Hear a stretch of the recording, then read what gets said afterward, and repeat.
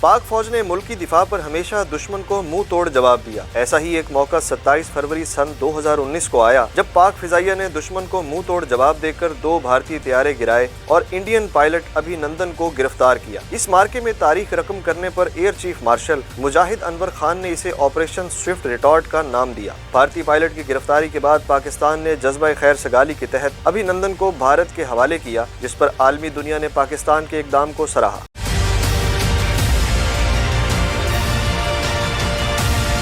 مارکے کے پس منظر کو دیکھا جائے تو برسوں سے روایتی حریف پاکستان اور بھارت کے درمیان فروری 2019 میں کشیدگی میں شدت اس وقت آئی جب 14 فروری کو مقبوضہ کشمیر کے شہر پلوامہ میں بھارتی سینٹرل ریزرو پولیس فورس کی بس پر حملے میں 44 بھارتی اہلکار ہلاک ہوئے، جس کے بعد بھارت کی جانب سے اس حملے کا ذمہ دار پاکستان کو قرار دیا گیا تھا۔ بھارتی طیاروں نے پاکستانی حدود میں گھسنے کی ناکام کوشش کی، جبکہ پاکستان نے انتہائی واضح الفاظ میں تمام الزامات کی تردید کی۔ بھارتی طیاروں نے 27 فروری 2019 سے ایک روز قبل بھی پاکستانی فضائی حدود کی خلاف ورزی کی۔